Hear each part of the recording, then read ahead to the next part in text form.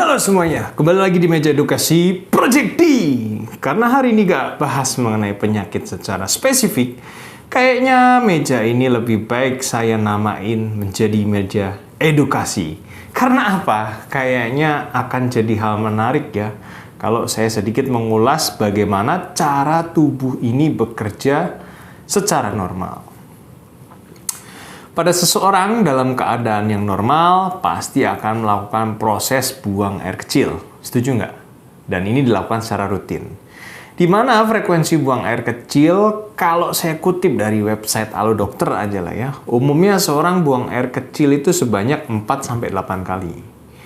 Wah, kalau BAK lebih dari ini atau kurang dari ini, ada kelainan dong dok. Ya belum tentu juga. Karena buang air kecil ini dipengaruhi oleh berbagai macam faktor. Yang pertama tentu saja faktor cairan yang masuk ke dalam tubuh kita. Kalau kita minum banyak air putih nih, otomatis lah air kencing yang diproduksi banyak. Dan nggak menutup kemungkinan buang air kecilnya juga bisa menjadi semakin sering. Begitu juga sebaliknya. Kalau minumnya dikit, ya jumlah urinnya juga jadi sedikit, gitu. Oke lah, contoh yang lain ya. Yang lain lagi nih. Kita kalau minumnya biasa-biasa aja, tapi kita habis olahraga yang menyebabkan kita banyak berkeringat, ya tentu saja jumlah air kencing yang diproduksi tentunya akan berkurang.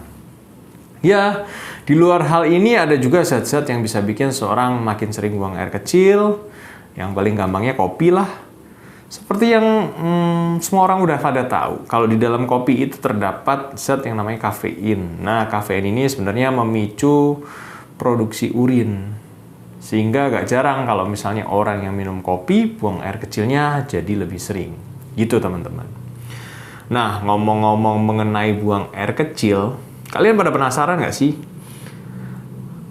Dari manakah asal-usul air kencing ini?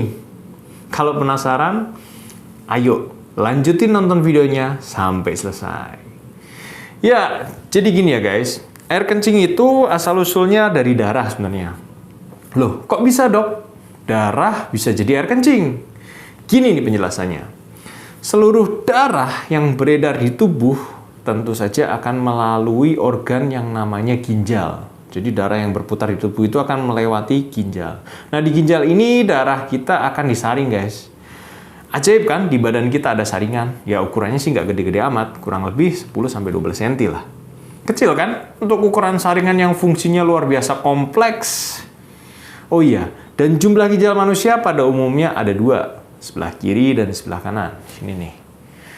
Kurang lebih ada di pinggang bagian samping yang tadi saya tunjukkan, dan manusia sebenarnya bisa hidup dengan satu ginjal saja. Makanya organ ginjal ini merupakan salah satu organ yang sangat memungkinkan sekali untuk didonorkan. Dan nantinya ginjal ini bisa dicangkokkan ke orang yang membutuhkan, teman-teman. Oke deh, balik lagi ke topik utama ya. Mengenai bagaimana orang bisa produksi urin. Ginjal ini akan menyaring darah agar zat-zat yang tidak dibutuhkan oleh tubuh itu bisa dibuang. Di ginjal itu seluruh darah melalui proses penyaringan yang sangat luar biasa. Bahkan ya, kalau zat-zat penting kebuang, lolos ke saringan, langsung secara otomatis diserap kembali sama bagian ginjal. Dan dimasukkan lagi ke dalam darah. Nah, setelah proses penyaringan inilah urin akan mulai diproduksi. Lebih tepatnya setelah proses penyaringan dan penyerapan zat-zat yang diperlukan ya. Dan yang namanya produksi air kencing itu butuh proses ya teman-teman. Enggak ada yang namanya ujuk-ujuk langsung banyak. Sebenarnya produksinya tuh ya bisa dianggap setetes demi setetes. Nah, urin hasil dari penyaringan di ginjal ini nggak langsung dikeluarin. Yang setetes-setetes tadi nanti bakal dialirkan ke kantong kencing. Dan kalau kantong kencing ini sudah penuh, barulah kita merasa pengen untuk buang air kecil. Dan disitulah proses berkemih kita dimulai. Dan kantong kencing itu sebenarnya bisa nampung urin sampai kurang lebih setengah liter lah ya. Ya bisa lebih sih. Nah, sebelum mengakhiri video ini, saya akan coba tampilkan gambar ginjal beserta saluran kemih ya. Kurang lebih gini nih gambarnya. Sini ya? Lupa saya. Ya, video kali ini saya nggak bisa panjang-panjang karena nanti penjelasannya malah jadi ke sana, kemari, ke situ, dan ke utara. Mulai nggak jelas lagi kan? Ya, itulah cerita simpel perjalanan darah menjadi air kencing. Ya, semoga video ini bisa menambah wawasan teman-teman. Kalau suka video ini bisa di-like. Dan jangan lupa untuk subscribe untuk mempertahankan kelangsungan hidup channel yang hampir punah ini.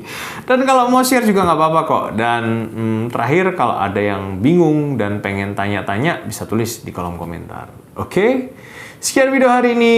Sampai jumpa dan terima kasih.